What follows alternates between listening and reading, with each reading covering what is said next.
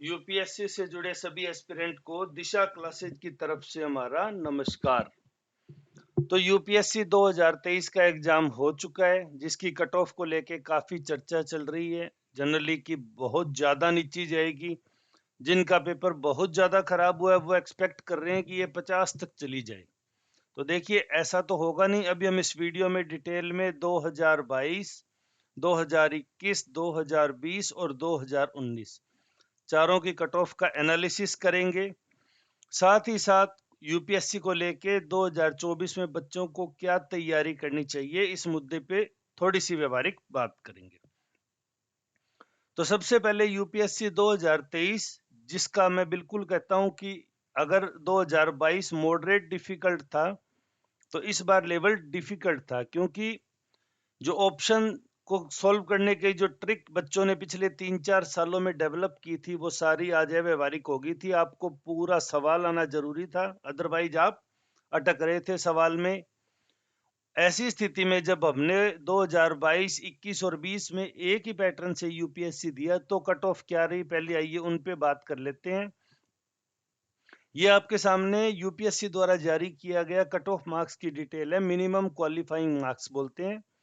Civil service preliminary में general के लिए 88.22, ईडब्ल्यूएस के लिए 88.83, ओबीसी थोड़ा सा कम जनरल से 87.54, एससी के लिए 74.08 और एसटी के लिए 69.38। तो अभी हम बेसिक अपना फोकस है वो प्रीलिमिनरी के ऊपर ही रखेंगे। मेंस और फाइनल की बात हम बाद में करेंगे। ये 2022 में मार्क्स कब था?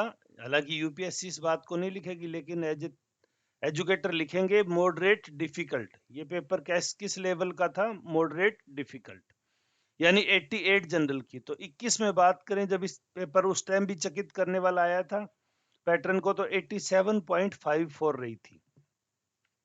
वहीं उससे पहले के सालों में ये थोड़ी हाई रहा करती थी। जैसे 2020 में आप देखेंगे तो ये 92.51 रह गई थी। और वहीं अगर हम 2019 की बात करें तो ये 98, यानी आउट ऑफ 100 के 100 के करीब मार्क्स जाने लग गए थे, लेकिन उसके बाद 100 से नीचे ही नीचे रहा है। यही जो गैप है 82 और ओबीसी का 89, ये 2020 में ही सर्वाधिक रहा। अदरवाइज ये दो तीन नंबरों का ही इसमें गैप रह रहा था।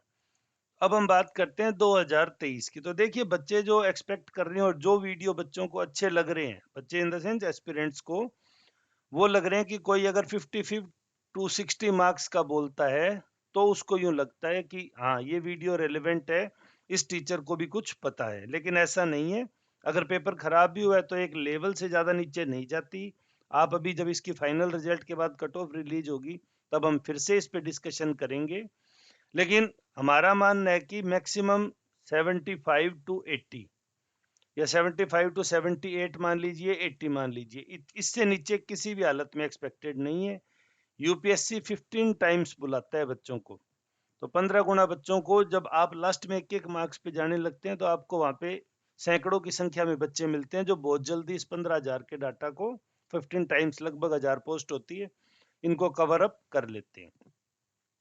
तो जिन लोगों की एक्सपेक्टेड कट ऑफ ये है, वो तैयारी कीजिए। जिनकी नहीं है, इससे भी कम जा रही है, निराश ना हो आप। कम से कम यूपीएससी तो देखिए 3 स्टेज है, लेकिन 3 स्टेज यूपीएससी तो एग्जाम लेती है, प्री, मेंस एंड इंटरव्यू।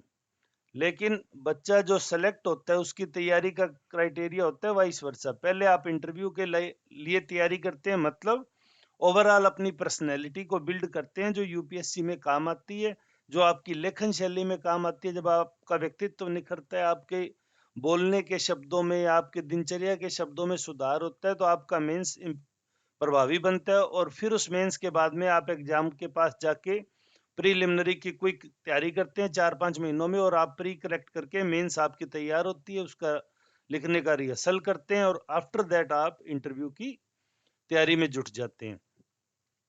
तो इंटरव्यू में यूपीएससी की तैयारी का पहला चरण मानता हूं कि एस्पिरेंट का पर्सनैलिटी है वो एज ए यूपीएससी एस्पिरेंट की तरह बदलाव लेने लगती है। तो इसी स्टेज पे ज्यादातर बच्चे आज हैं जो न्यू बिगनर लगे हैं। तो एक्सपेक्टेड कट ऑफ की हमने बात कर ली। अन्य जो महत्वपूर्ण बातें मैं यहाँ आपसे करना चाह रहा था, उनमें पहली बात ये थी भाई कोई भी सवाल या टॉपिक अब अव्यवहारिक नहीं रहा, मतलब इररेलेवेंट नहीं रहा। आप मुखर्जी नगर में, राजेंद्र नगर में अगर आपने क्लासेज ली है, या आप किसी भी, आजकल तो ऑनलाइन भी लगभग सभी प्लेटफॉर्म उपलब्ध हैं, अगर आपने कहीं भी पढ़ा होगा, तो जनरली जब क्लासेज में स्पेशली करंट अफेयर्स की बात करें, तो करंट अफेयर्स या किसी पर्टिकुलर सब्जेक्ट की बात करें, सबका सरफेशियल टच करते हुए आगे बढ़ते थे। और जैसे ही बच्चे डीप की तरफ मूव करने लगते थे, जनरली कोचिंग इंस्टीट्यूट के जो एजुकेटर्स होते हैं, टीचर्स होते हैं, वो कह देते इतना डीप नहीं पूछते, ये प्रीलिमिनरी है, इसमें सेलेक्टिव आएगा, आप एटलीस्ट 4 में से 2 भी अगर पहचान पाओगे तो आपका सवाल हो जाएगा। जिस अवधारणा को इस बार यूपीएससी ने ध्वस्त कर दिया।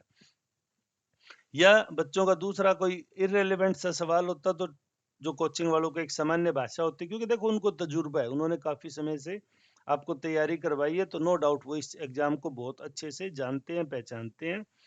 तो उनका बेसिक सवाल हुआ करता था कि नहीं नहीं, इस तरह के सवाल नहीं पूछते। एक जो टैगलाइन थी ना कि इस तरह के सवाल नहीं आते, ये यूपीएससी है। तो यूपीएससी के जो सवाल है उनका एक स्तर होता है, एक लेवल होता है, एक क्वालिटी होती है। अब वो सारी चीजें अव्यवहारिक हो गई हैं। अब यूपीएससी आपसे कुछ भी पूछ सकता है। कुछ भी का मतलब है कुछ भी।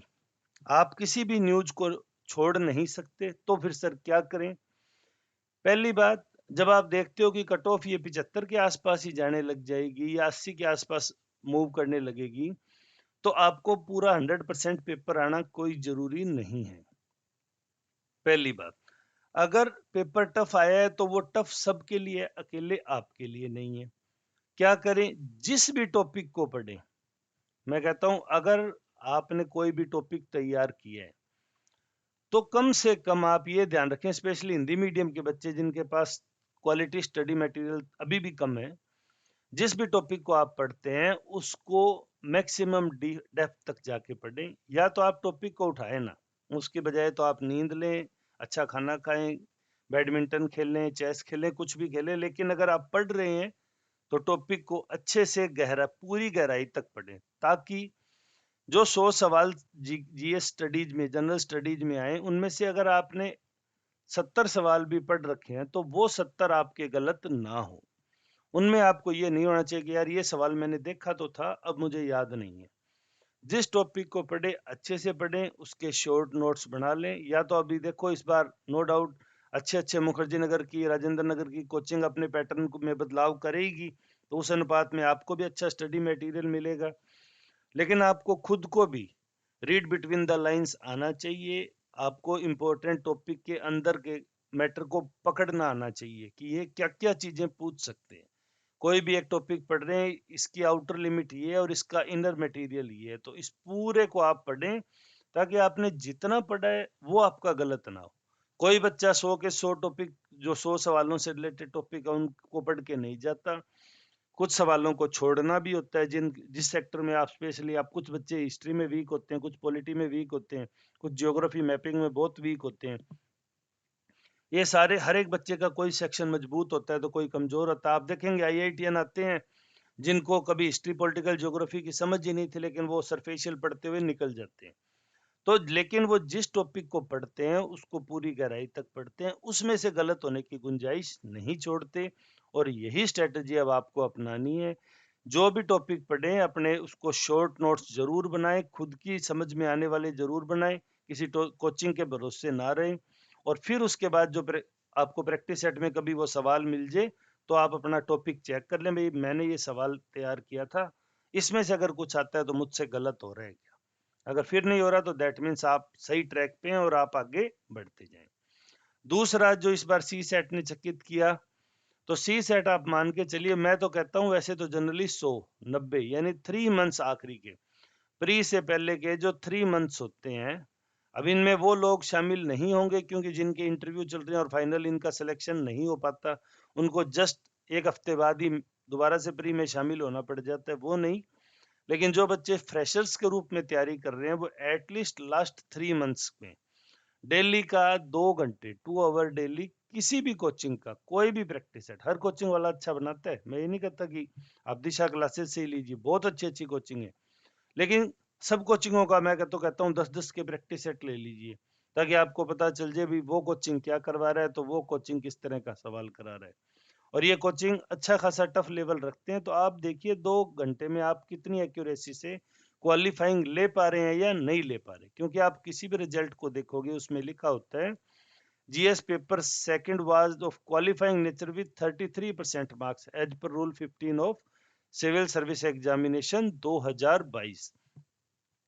आपको 33% है, तो यानी आपने 2 घंटे में किसी भी कोचिंग का सी सेट का प्रैक्टिस सेट लगाया, तो क्या आप उसमें 50% से अबोव स्कोर कर पा रहे हैं इन 2 आवर ड्यूरेशन? अगर आप कर पा रहे हैं that means you are on right track. आप इस आगे बढ़ते रहें, प्रैक्टिस ना छोड़ें, सी सेट को बिल्कुल भी हल्के में ना लें। जिन बच्चों ने सी सेट को हल्के में लिया था कि हमारा 3 बार सी सेट दिया हुआ है, इसमें कोई बहुत ज्यादा माया नहीं है, हमें ये सब आता है, वो इस बार अच्छे खासे ना सिर्फ चकित हैं बल्कि निराश भी हैं और परेशान भी हैं। उसके अलावा हम व्हाट्सएप ग्रुप हमने बना रहे हैं यूपीएससी के लिए। अगर आप जुड़ना चाहते हैं तो मैसेज कर सकते हैं इस नंबर पे, नेम, एड्रेस, उसके अलावा नंबर ऑफ अटेम्प्ट और सब्जेक्ट, आपका सब्जेक्ट के, ये चारों चीजें लिख के आप हमें व्हाट्सएप ग्रुप पे भेज सकते हैं, ताकि हम यूपीएससी से रिलेटेड और आज शाम को या कल सुबह तक हम एक एक टॉपिक करके कैसे कैसे तैयारी करें डिटेल वीडियो शुरू करने वाले हैं। चैनल पे नए हैं तो चैनल को सब्सक्राइब जरूर करें, बेल आइकन जरूर दबाएं, ताकि आगामी वीडियो की नोटिफिकेशन सबसे पहले आपको मिल सके। तो दिशा क्लासेज में वीडियो में अंत तक जुड़े रहने के लिए धन्यवाद। आपका दिन शुभ हो।